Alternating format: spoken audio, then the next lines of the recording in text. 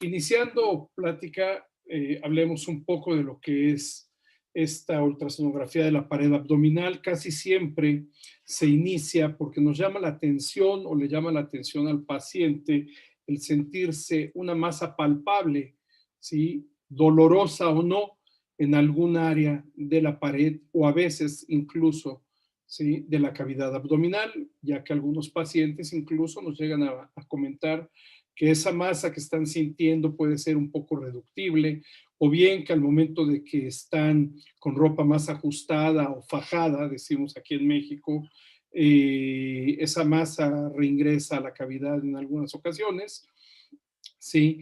O es una masa que deja de proyectarse de manera importante de acuerdo a si el paciente se recuesta, se sienta o bien se proyecta más adelante, nuevamente cuando el paciente está parado, sentado en bipedestación, o bien al hacer ciertas maniobras, como puede ser la maniobra de esfuerzo, maniobra de Valsalva, etc. Recomendamos idealmente para poder hacer la evaluación utilizar transductor lineal con la frecuencia más alta posible. Esto va a depender mucho de lo que podamos nosotros ver con el paciente. En algunas ocasiones, estos hallazgos pueden ser incidentales al momento de que nosotros estemos haciendo una ecografía de abdomen superior, una ecografía de abdomen inferior. Podríamos llegar a encontrar estas situaciones, no siempre referidas por el paciente. Lo hacemos con un transductor convexo de 3 a 5 MHz, en la mayoría de los casos, 2.5 a 5 MHz, transductores multifrecuencias, pero siempre es bueno contar con un transductor lineal para poder ser puntuales en la evaluación de estos casos. En algunas ocasiones puede ser muy importante el utilizar gel sólido para alejar un poco el transductor y poder ver mejor las lesiones cuando son muy superficiales. Al momento llegamos a tener equipos con transductores de hasta 12, 14, 16 y hay quienes llegan a tener transductores de 18 MHz, en donde quizá ya no sea tan necesario utilizar este tipo de aditamento, el gel sólido, pero sí en algunas ocasiones puede ser muy importante el colocar una suficiente cantidad de gel por encima de la piel para apartar un poquito y poder tener una mejor imagen con respecto a lo que nosotros deseamos observar. ¿Sí? Doctor, Difícil que disculpe. nos pongamos a hablar aquí de toda la anatomía de la pared abdominal. No sé por qué han aparecido unas rayas. Sí, doctor, Aquí disculpe un momento. Podría, disculpe, la interrupción. Arriba en su presentación, si es que sube su cursor hacia arriba, le aparece una opción donde es la pizarra. No sé si le puede dar clic ahí. ¿Sí? no la veo, Bruno. Fíjate ¿Puede, que no. puede dejar de presentar un momento, por favor? Solo en la pantalla Sí, completa. salgo un momento entonces. Sí, sí, solo dejar, ya ahí, arriba le tienen que aparecer la opción en el zoom de pizarra. No sé si lo puede observar. Hay una que dice anotar, no sé si es Sí, hacia la claro, pizarra. claro. Ahí abajo, si le da clic ahí, abajo a la derecha, hay un tacho de basura donde se puede eliminar todo. Borrar Sí, todos los dibujos, sí, ok. y hay una, bueno, ahí a la derecha en ver opciones, hay una serie de opciones en donde ya no pueden anotar más. Coloque, Miguel Ángel, coloca inhabilitar anotaciones de participantes. Exacto. Arriba a la Déjame derecha. ver porque no lo encuentro, ¿eh? Sí, Ver opciones. ver opciones, arriba, arriba. Arriba a la derecha. Ahí arriba. Ok, aquí más. Inhabilitar, exacto. Deshabilitar la anotación para otros, ya. Ah, Sí, sí. disculpe. Es. Ok, Exacto, doctor. bueno, Disculpe, entonces disculpe seguimos. por esta interrupción. Aunque ahora me apareció a mí un lápiz. Yo soy el que estoy mal. Borrar todos los dibujos, borrar el dibujo del espectador. No sé, me apareció ya en mi puntero un lápiz y no me está dejando volver a abrir la presentación, Bruno. Ahí le tiene que aparecer una X donde podría cerrar o clic en donde dijo anotaciones, arriba en la pizarrita. Si le da clic ahí, sí, tal vez. Hay una X donde podría cerrar el cursor. A ver, anotar. Déjame volver a poner anotar.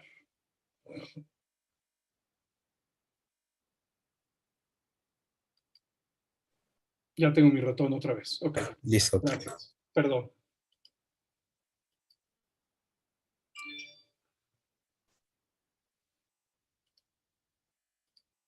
Ya abrió la pantalla. Sí, doctor, va ¿Sí la todo pueden ver correcto. ustedes? Ok. No sé. Bueno, a mí ya me quedó algo aquí prendido al frente con el nombre de todos, buscar, invitar, más. Que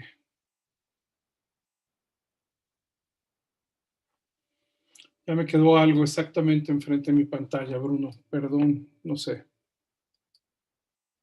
A ver, ya lo logré cerrar, ya. Perdón. Voy a regresar.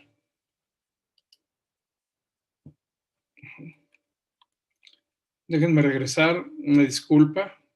¿Sí? Bueno, les decía que difícil que nos pusiéramos a ver precisamente en este momento toda la anatomía, ¿sí? De la pared abdominal, pero es importante recordar que hay piel, tejido celular subcutáneo, músculos, las aponeurosis musculares, peritoneo, ¿sí? Que varios de estos músculos se cruzan de forma muy, muy importante y que algunos, dependiendo de la constitución anatómica de nosotros, pueden tener entre ellos mayor o menor cantidad de grasa y pueden tener algunas modificaciones muy especiales de acuerdo a lo que nosotros podríamos estar viendo. Entonces podemos lograr identificar estos músculos. Les voy a estar mostrando sobre todo imágenes con equipos yo les digo, de gama media. No se requiere a veces tener un equipo de alta complejidad o de gama muy alta o de alto costo para poder hacer estos estudios. Esto es lo que habitualmente nosotros podemos estar viendo. Claro, cuando tenemos equipos con mayor calidad de imagen, con mejores condiciones, definitivamente las imágenes cambian, el poder ver el rafé medio de los músculos rectos abdominales, como para poder descartar la presencia de una diástasis de rectos o herniaciones o incluso hematomas de este nivel, también es importante. Las lesiones que pudiéramos nosotros observar pueden ser de tipo cutáneo, podríamos ver lesiones vasculares, hernias, linfonodos, hematomas, ¿sí? Colecciones diversas, neoplasias, pero también hay que recordar que podríamos encontrar en ciertas regiones a nivel bajo, incluso gónadas como pudieran ser los testículos fundamentalmente. Dentro de las hernias tenemos una cantidad importante de ellas, las hernias ventrales, las hernias de Espigelio, hernias inguinales, femorales, incisionales, y si nos vamos hacia la región posterior, solo por mencionar toda la plenitud de hernias que podríamos encontrar, también podremos ver las lumbares, que son dos. Habría que mencionar las hernias ventrales congénitas, de los cuales llegamos a tener la gastrosquisis o poder enfrentar el onfalocele, ¿sí? Recordemos que la gastrosquisis, que es cuando hay un defecto paraumbilical derecho a través del cual protruyen asas intestinales, pocas veces se asocia a otro tipo de malformaciones fetales. No así el onfalocele, que es una lesión totalmente umbilical, de donde llega el cordón umbilical, que es 3 veces más común que la propia gastrosquisis. Esta sí se llega a asociar a múltiples malformaciones. Entonces es importante que veamos esto. No voy a meter mucho de la parte de alteraciones congénitas, pero también recordemos que hay otros tipos de celes e incluso complejos muy, muy importantes como pudiera ser la pentalogía de Cantrell, o podríamos tener alteraciones tan grandes como puede ser esa lesión del Lean Body Wall Complex o la alteración del tallo corporal, que ahora cada una de ellas ha sido descrita. Anteriormente solamente las conocíamos como alteraciones del tallo corporal y de la línea media corporal. De las hernias tenemos hernias muy importantes, las hernias ventrales, que son muy frecuentemente observadas en pacientes obesos, sí, en algunos enfermos por algunas diferentes condiciones que pueden llegar a tener incluso debilidad de la pared muscular, sí, pero también en aquellos pacientes que han sufrido un trauma, podríamos nosotros observar este tipo de herniaciones y que evidentemente la ecografía podemos identificar de manera muy fácil y podemos mencionarlas. Aquí tienen ustedes hernias de tipo ventral, en donde, por supuesto, ustedes están viendo lo que es el cuello de la hernia, la podemos nosotros medir y podemos solicitar al paciente precisamente que haga maniobra de esfuerzo para que nosotros veamos cómo esa hernia va hacia adelante o hacia atrás, si sale o regresa, ver si hay asas intestinales o no en el interior. Lamentablemente, hace rato que estábamos haciendo las pruebas, resulta que a mí me corren los videos, pero al momento de hacer la ampliación de la pantalla y compartirla, los videos creo que no los están viendo ustedes. No sé si me pueden informar si este video lo logran identificar. No, no está corriendo, Miguel Ángel. Y yo lo veo corriendo aquí, Bruno. Pero bueno. Ni Ok, modo. vamos a dejarlo. Hay hernias ventrales que lo único que vamos a tener es la presencia de grasa, es grasa, tejido graso, el que está protruyendo a través de ella, pero debemos de ser muy cuidadosos para poder ver si incluso emergen asas intestinales.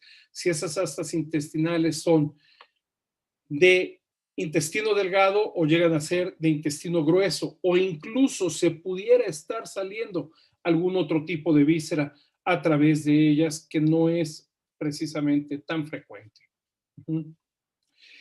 El hacer ahora los barridos extendidos nos ayudan muchísimo más para poder identificar todas ellas y podérselas marcar o demostrar al médico, mostrar cuál es el sitio por donde ellas están protruyendo para que las dimensiones sean mucho más adecuadas. Esta es una metodología que tienen muchos equipos. Creo que al momento una gran cantidad de equipos de gama media ya la tienen. Puede ser con los transductores lineales en la mayoría de los casos, pero también algunos equipos permiten que se haga con los transductores convexos y podemos llegar a tener ese tipo de barridos extendidos que realmente nos ayudan mucho. Podemos observar nosotros tejidos extraños también. Recuerden que muchas veces la corrección quirúrgica de este tipo de herniaciones requiere que se coloque una malla. Esas mallas nosotros las podemos identificar en algunas ocasiones y dependiendo del sitio donde estén, y el tiempo en el que hayan sido colocadas, las podríamos estar viendo con una imagen hiperecoica con proyección de sombra sónica posterior. Y recordemos que muchas veces, y pese a la corrección quirúrgica, y pese a que el paciente tiene una malla, de cualquier manera nosotros podemos estar viendo, ¿sí?, la formación de una nueva hernia, ¿sí?, cercana a esta corrección, o bien esta corrección por algún motivo, el esfuerzo del paciente, cambios en su textura corporal, cambios en su peso, etcétera, puede provocar que se forme una nueva hernia justo a un lado, o bien que se venzan estas mallas, que en algunas ocasiones podemos ver también, como ven ustedes acá, simplemente como imágenes hiperecoicas, como rayistas, áreas fenestradas en las cuales vemos atenuación sónica posterior, pero en algunas ocasiones incluso estas correcciones no son las más adecuadas, o bien hay compromisos quirúrgicos que se llegan a presentar como hematomas, seromas y demás, que nos permiten identificar la imagen hiperecoica que corresponde precisamente a esa malla. Finalmente, un cuerpo extraño. ¿Por qué? También podemos encontrar otros tipos de cuerpos extraños muy, muy diversos en la pared abdominal. Las hernias umbilicales quizás sean de las más frecuentes que nosotros podemos identificar. Las vemos en niños, las vemos en adultos. Recuerden que la paciente embarazada sufre una tensión muy, muy importante a nivel de la pared muscular y eso provoca que se forme un defecto umbilical. Creo que hay una cantidad amplísima de mujeres en las que nosotros podemos encontrar este defecto al momento de estar embarazadas, defecto que va a persistir posteriormente y que nosotros también lo podemos evaluar fácilmente. No todas tienen que ser pacientes embarazadas. Este es un varón. Vean ustedes la hernia tan grande que tiene. La primera imagen que ustedes están viendo es cuando el paciente lo hemos tenido durante algunos minutos en decúbito dorsal, reingresan todas las estructuras y vean ustedes cómo se ven los pliegues de el tejido de piel que estamos encontrando ahí, dado que la cantidad de contenido que se llega a presentar en este momento de manera espontánea se ha reingresado hacia la cavidad abdominal. Cuando nosotros paramos al paciente o cuando le pedimos que haga esfuerzo, la segunda imagen que ven ustedes es lo que están viendo ustedes abajo y vean la región umbilical, cómo se está encontrando, ¿sí? Lo grande, lo amplia que es esta imagen, esta herniación. Y tenemos casos muy, muy recientes que no me dio ya tiempo de montar, pero recientemente tengo un paciente con obesidad muy importante y prácticamente lo que estamos viendo, les podría yo decir que es como una pequeña naranja o un poquito más, como una toronja o pomelo, le dicen en algunos países. Diferentes tipos de hernias umbilicales que incluso se encarcelan, quedan aquí en la región muy superficial, aquí la estamos identificando y que también por una tomografía que se le hizo al paciente, aquí la estamos viendo. La tomografía no se hizo precisamente por este motivo, se hizo por otras situaciones que tenían que ver con el paciente, una tumoración renal, pero el barrido alcanzó a demostrar la hernia umbilical, para lo cual la ultrasonografía es muy, muy buena y no se requiere llegar a tomografía.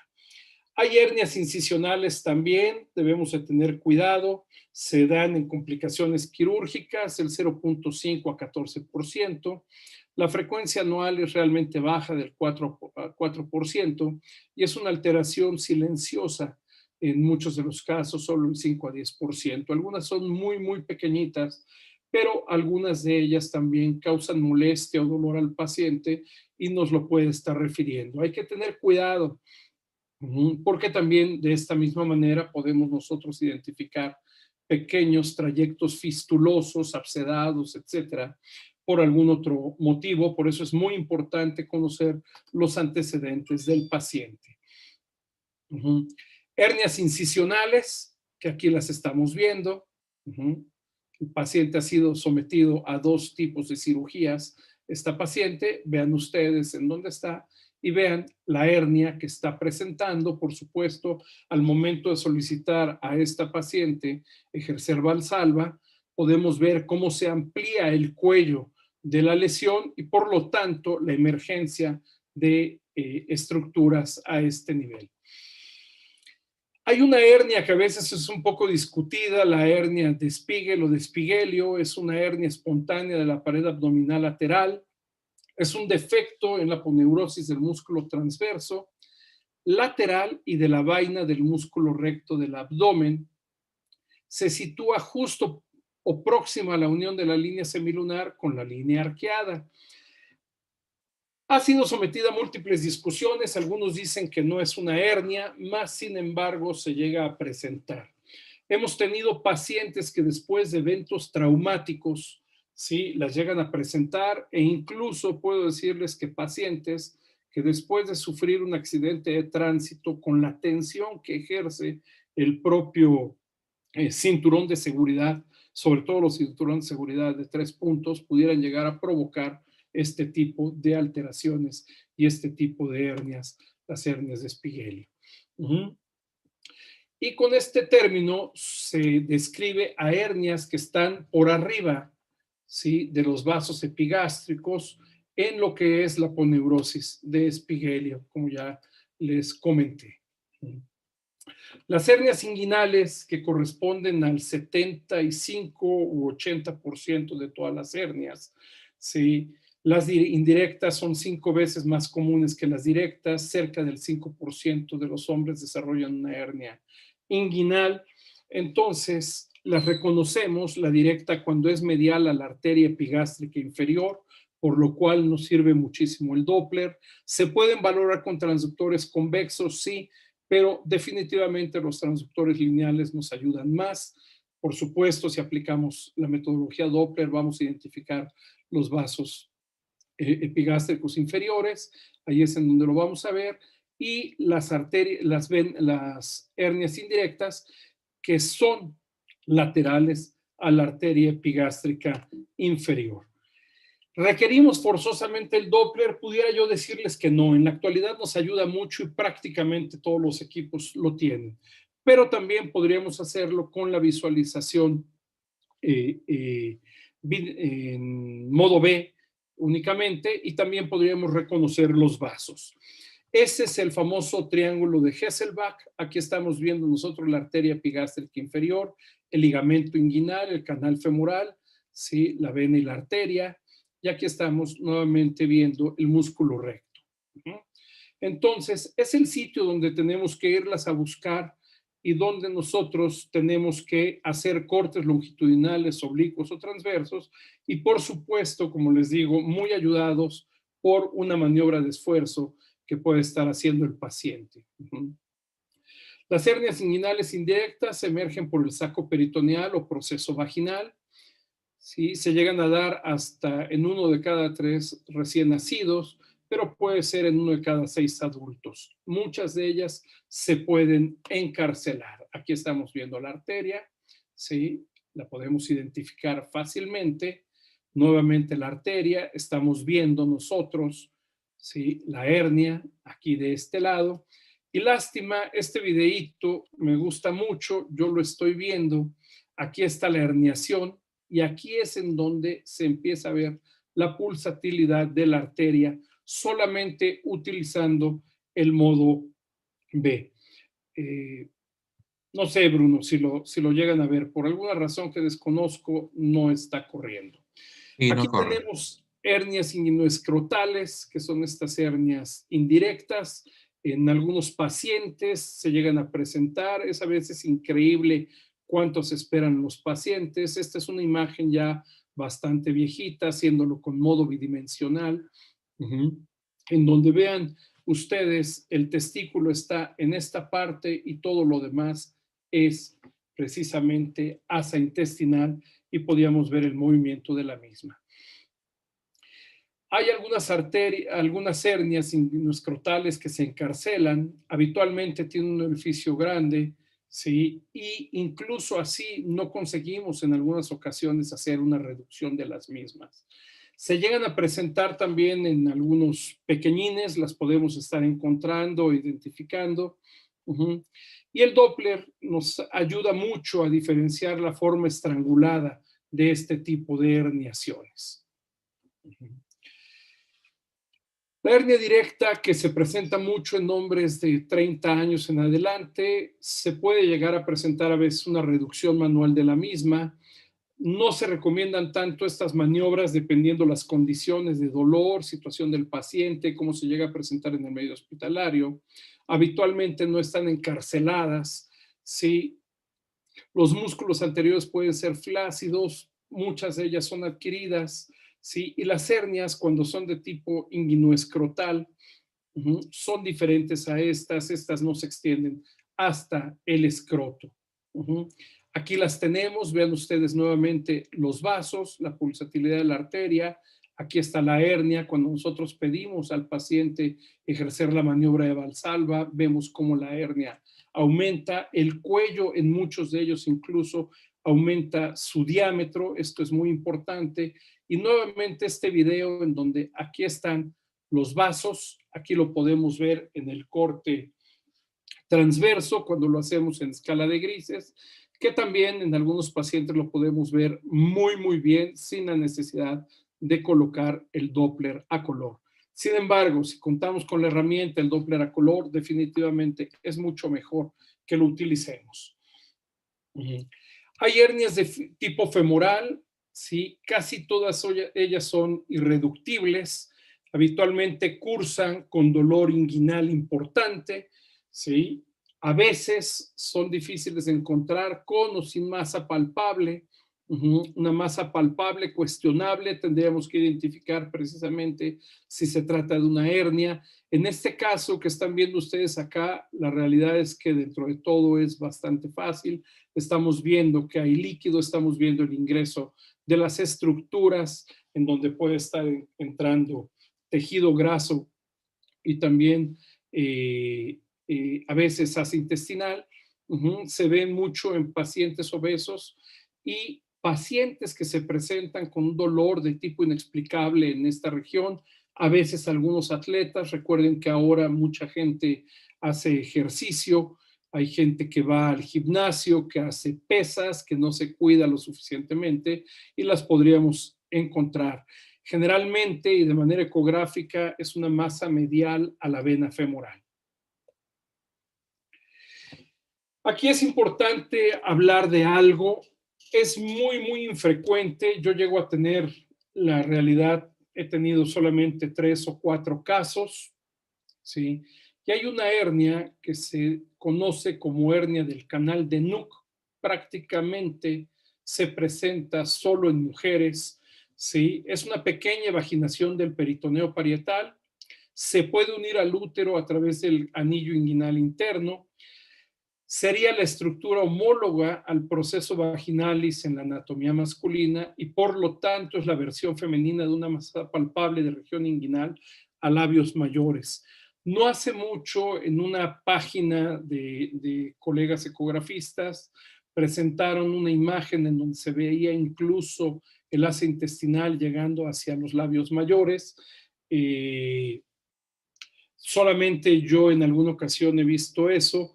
Las 2 pacientes que he tenido, esta es una de ellas, hace muchos años, se presenta una imagen de aspecto líquido, prácticamente quística, cuando se llega a cerrar este anillo inguinal, entonces se termina denominando como quiste de Nuc, ¿ok? Y casi siempre está en la región superior del labio mayor hacia el canal inguinal. Solo por no dejar de las hernias lumbares, tenemos 2 hernias en la región posterior. Sé que no tiene que ver nada con región abdominal, la hernia de Greenfield y la hernia de Petit. Sí, son poco comunes, habitualmente son adquiridas, se producen por debilitamiento de los flancos. La de Petit es la del triángulo lumbar inferior, como lo están viendo, y la de Greenfield, la del triángulo lumbar superior. Su contenido puede ser grasa peritoneal, asas intestinales y muy raramente riñón. Sin embargo, también este tipo de hernias pueden ser desencadenadas por golpes contusos, golpes muy fuertes, algún tipo de trauma que ha sufrido el paciente en donde se lesiona esta área. Y esta es una pequeña, se regresó,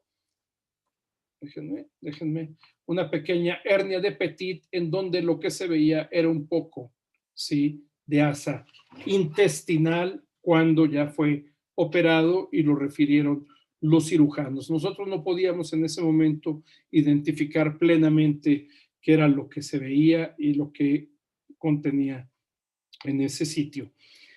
Se habla en algunos artículos y se describen en algunos libros que muy raramente también podría protruir a través de ellas el riñón.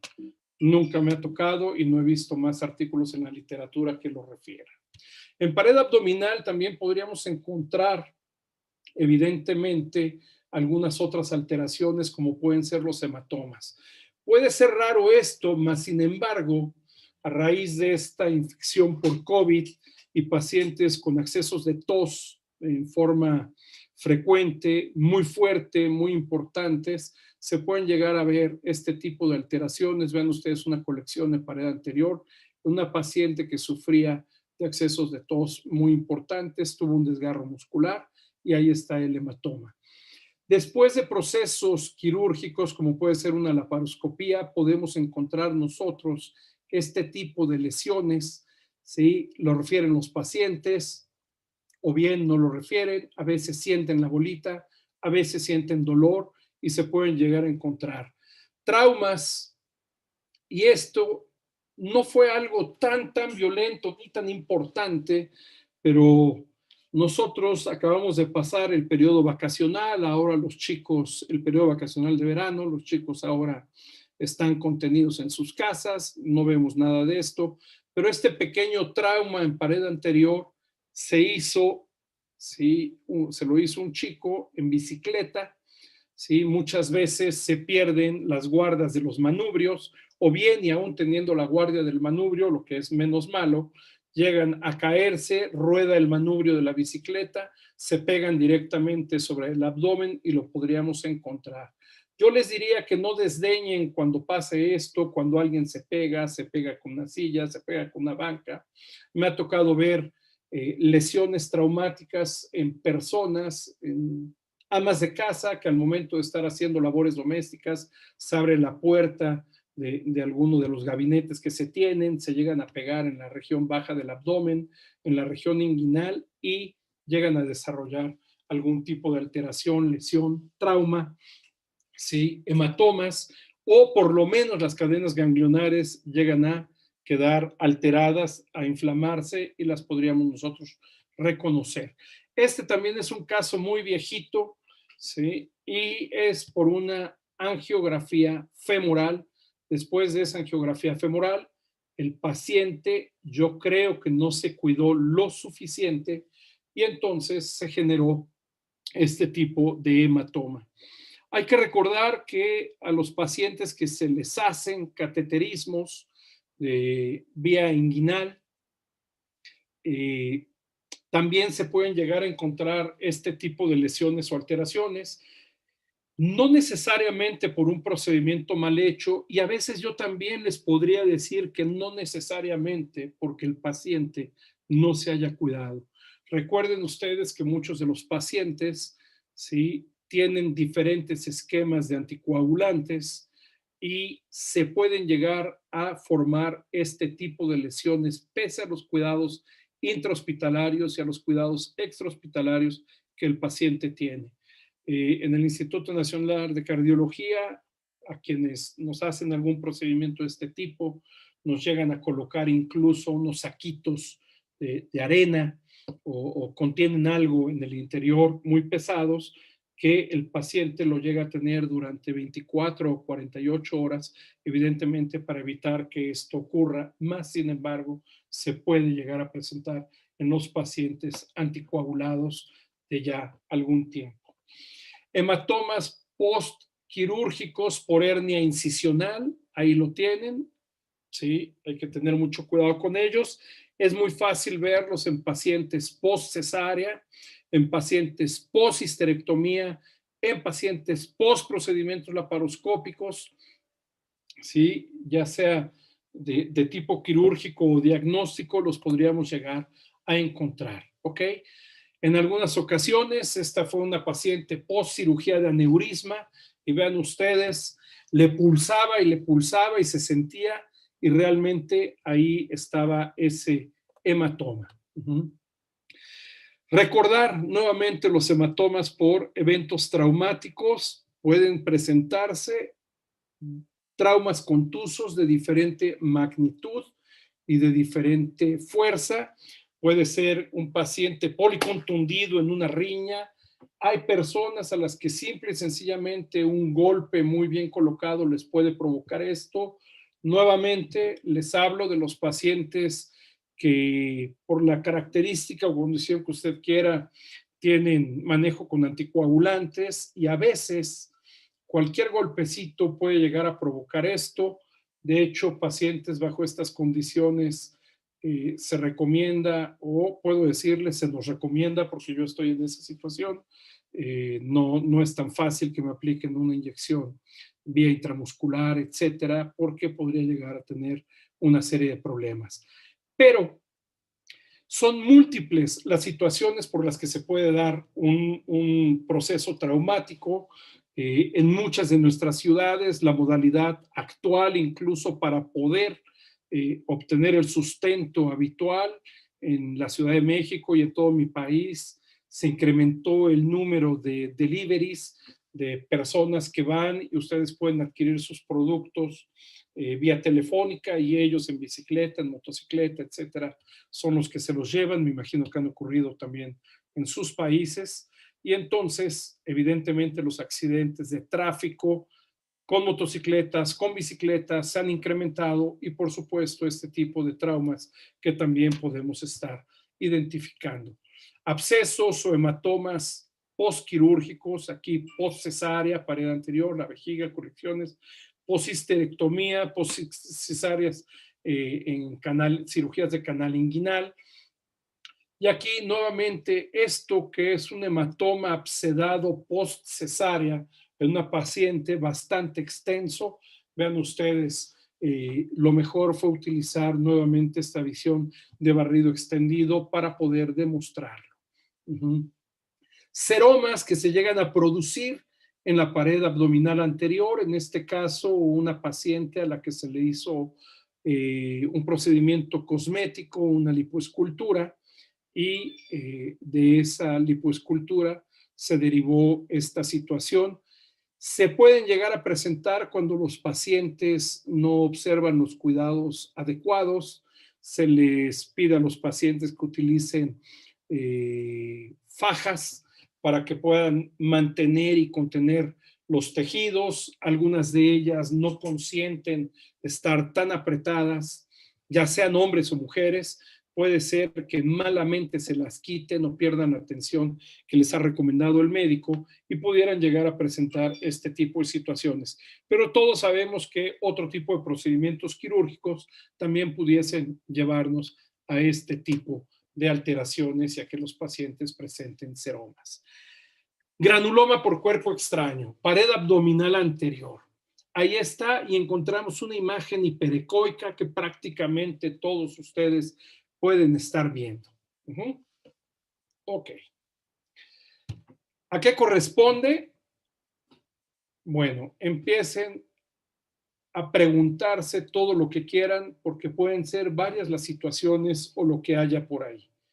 ¿Sí? En este caso, y después de que retiraron ese granuloma, ¿sí? Lo que se encontró fue precisamente una sutura relativamente gruesa, ¿sí? Que se desprendió y que precisamente creó todo el fenómeno inflamatorio, ¿sí? El organismo se defendió, formó ese granuloma y ahí se veía esa imagen hiperecoica en el interior.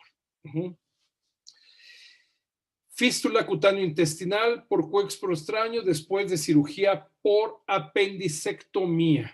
¿Ok? Aquí está la lesión. Aquí está la fístula. ¿Sí? De esto me tocó participar hace muchos años con el doctor Domingos Correa de Rocha en Brasil. ¿Sí? Y acuérdense que también en pared abdominal y sobre todo hacia las regiones inguinales nosotros vamos a poder encontrar diversos cuerpecitos, corpúsculos muy pequeños que son los linfonodos. La verdad, a mí me llaman mucho la atención, los estudio mucho, creo que son un marcador muy, muy importante en muchísimas patologías, sobre todo, desafortunadamente, patologías inflamatorias, malignas de diferente tipo, pero hay que recordar que también los nódulos linfáticos tienen su patología propia, su patología maligna, como son los linfomas, y tenemos que estar pendientes de todos ellos. Normalmente tienen una forma ovoidea con un aspecto reniforme, tienen una corteza hipoecoica, un núcleo central ecogénico, sí, sus dimensiones son variadas. Es muy difícil en algunas áreas diferenciar su etiología, si es inflamatoria o maligna. Sin embargo, hay criterios para hablar de malignidad en ellos. ¿Sí? Casi siempre los malignos se van haciendo grandes, ¿sí? Pierden su forma redondeada u ovoidea, a veces forman racimos, se hacen generalmente hipoecoicos, casi en algunas ocasiones podríamos decir hasta anecoicos, pero cambia totalmente su estructura vascular, como el que está abajo, en el que estamos viendo una vascularidad totalmente anárquica. Y aquí les muestro metástasis en cadena inguinal. Vean, ¿sí? Dos lesiones muy, muy importantes que no fueron, ¿sí? alteración propia, sino que fueron metastásicas. Y vean ustedes la arquitectura vascular, cómo se ve, y todavía se mantenía dentro de todo bien, pero vean ustedes cómo hay vasos irregulares, amputatorios, vasos anárquicos, los que se enfrentan en ese momento. Hay que recordar que en la cadena ganglionar parailíaca también podríamos encontrar diferentes patologías, y ahora sí hablemos de patología propia de los núcleos ganglionares, en este caso, un linfoma, ¿ok? El que se está presentando ahí. Tumoraciones raras, esto está en el libro del doctor Domingos Correa Rocha, publicado hace muchos años, en 1992. Yo tuve la fortuna de estar por allá con él y participar como coautor en este libro. Y esto es muy raro, pero se llegan a presentar los tumores de tipo desmoide. Son raros, prácticamente siempre benignos, no tienen una cápsula definida, son de tejido conectivo o fibroso. Se pueden localizar y encontrar en mesenterio, músculos retroperitoneos y hasta cercanos a los huesos. Sí, son relativamente frecuentes cercanos a una cicatriz quirúrgica. 70% de ellos están referidos en personas de 20 a 40 años y se presentan más en pacientes femeninas 3-1. ¿Por qué se los presento? Porque se puede asemejar a muchas otras patologías. Creo que en este momento hay varios amigos y colegas con mucha experiencia que pudieran empezar a hablar de varios tipos de lesiones, como pueden ser simple y sencillamente granulomas que se presentan en esta zona. Aquí tienen tumores desmoides, nuevamente ahí demostrados en áreas postquirúrgicas. Recordar que también en pared abdominal podríamos encontrar nosotros estas imágenes moderadamente hiperecoicas, más o menos bien definidas, casi siempre ovoideas, por arriba del músculo, entre la grasa premuscular, ¿sí? Y por abajo de la grasa subcutánea, ¿sí? Que son los lipomas. Pero en ocasiones también tendríamos que descartar que se pudiera tratar de un neuroma o de un neurofibroma. Van cambiando sus condiciones, pero también deberíamos de tenerlos en mente. Y vean lesiones metastásicas. Si la dejamos simple y sencillamente como otra de las que hemos presentado, podríamos pensar que es un granuloma, podríamos pensar que incluso es un fibroma que está por ahí arriba y que depende de la capa superficial de uno de los músculos del abdomen, ¿sí? Pero en este caso, vean ustedes la vascularidad y correspondió a una metástasis por carcinoma de ovario. Afortunadamente, en realidad, son bastante raras. Estas son imágenes del doctor Domingos Correa de Rocha. Ahí está la clínica de Farol, partes pequeñas. Sí, puede ser un granuloma, pero la vascularidad cambia. Vean ustedes, todavía la imagen no era tan buena en ese momento. La imagen a color, era muy burdo el Doppler de amplitud que se tenía. Sí, les puedo decir hasta el equipo con el que fue tomada. Sí, el doctor Domingos Correa creo que fue el primero en tener en Brasil un equipo de Doppler color en esa época de una compañía que actualmente compró otra compañía. Era muy malo y bueno, era el último grito de la moda y la imagen era totalmente pixelada. Esto es años después que tuvimos la oportunidad de regresar por allá con él y él me hizo favor de regalar estas imágenes, metástasis por carcinoma de riñón. Y estas que podrían parecer muy pequeñitas, muy sencillitas, que están en esa grasa por debajo de la grasa subcutánea, que pudiera parecer un pequeño granuloma, que incluso podríamos decir un pequeño abscesito, podríamos decir un quiste, aunque no está tan definido, un quiste sebáceo, o que podríamos pensar que simple y sencillamente se pudiera tratar de un barrito, etcétera. Vean ustedes cómo tiene vascularidad y corresponde a una metástasis por carcinoma de mama, ¿sí? Encontrado a este nivel. A veces se ven redondeados, como algunas de las imágenes anteriores. A veces se ven así un poco más alargados. Se pueden ver en diferentes planos de profundidad, en ocasiones pegados a la vejiga, a veces entre los músculos, a veces pasando los músculos. Tiene una característica muy importante: la paciente casi siempre va a referir que hay dolor de tipo ardoroso, a veces exacerbado durante el ciclo menstrual o solamente presente en el ciclo menstrual. Pueden llegar a tener vasos nutricios o estar cerca de vasos nutricios, y puede ser, ¿sí?, una endometriosis de la pared abdominal. Algunas llegan a ser muy redondeadas. Entonces, vean ustedes cómo puede ser tan intrincado pensar en todo esto y no desdeñar ningún tipo de información. ¿Cómo diferenciarlos? ¿Tiene dolor? Bueno, lo primero, ¿es hombre o es mujer? ¿Tiene dolor durante el periodo menstrual? ¿Aumenta de tamaño durante el periodo menstrual? ¿Hay dolor o ardor durante todo el tiempo? ¿Sí? La ropa llega a hacer presión específicamente en este sitio y eso causa mayor alteración. ¿Cómo es el tipo de dolor que refiere el paciente? ¿Fue sometida, en caso de ser mujer, fue sometida a cesárea o miomectomía? ¿Tiene algún tipo de historia oncológica? Creo que tenemos que pensar en todo esto, pero incluso si el paciente o la paciente no tuviera historia oncológica, no nos olvidemos de esta otra posibilidad y a veces empecemos a preguntar nosotros acerca de esa historia oncológica, si el paciente ha perdido peso, si el paciente tiene algún otro tipo de molestia, alteración, cambios en su menstruación, si es mujer, etcétera, porque podríamos estar enfrentando, aunque son raros, pero este tipo de lesiones.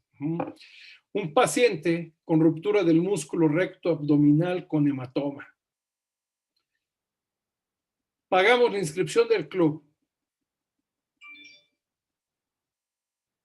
y el primer día todos queremos ser fit y todos queremos hacer mucho ejercicio y hacemos además mal el ejercicio.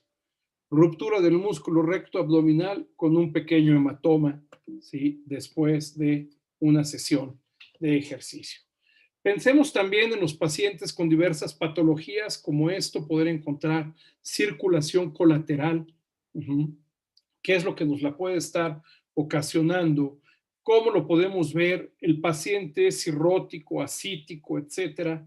Esa circulación la podemos estar identificando, pero en algunas ocasiones también ese acúmulo graso pudiera estar presentando y no ser necesariamente un lipoma, y puede estar presentando vascularidad, y esa vascularidad entonces sugerirnos la posibilidad de un hemangioma y aún así tener que descartar alguna otra situación, o bien que el servicio de patología no sea el que nos llame la atención y nos diga: encontré esto y es más malo. Y ya prácticamente para terminar, bueno, en algunas ocasiones no lo refiere el paciente, pero nosotros llegamos a encontrar una imagen a nivel de región inguinal o un poquito más alta, ¿sí?, en pared abdominal, y resulta que el paciente tiene un testículo normal en la cavidad escrotal, pero del otro lado no tiene testículo, y puede ser que nosotros lo encontremos a nivel inguinal. Pueden ser hallazgos. Acuérdense que nosotros recibimos a pacientes de diferentes estratos socioeconómicos, diferentes niveles educativos, máxime cuando estamos trabajando en hospitales, como me ocurrió mucho tiempo que trabajé en hospitales del servicio público, de salubridad. Llegaba gente que venía de poblaciones muy alejadas a la Ciudad de México, etcétera, y no siempre brindaban mucha información y nos llevábamos a veces este tipo de sorpresas. Dentro de las conclusiones, la ultrasonografía es el método inicial para investigar las alteraciones que se puedan presentar en pared abdominal. En algunas ocasiones pueden ser hallazgos de un estudio rutinario que nos soliciten de abdomen superior o inferior. prácticamente siempre es necesario utilizar transductores lineales de alta resolución para una mejor caracterización de estas lesiones. Y lo que yo les pido mucho, nunca deberemos de desdeñar la información que nos pueda otorgar el paciente. Realmente esto puede ser valiosísimo y trascendente para lo que estamos buscando, los que nos pidieron buscar, o bien lo que nosotros estamos encontrando. Muchísimas gracias a todos.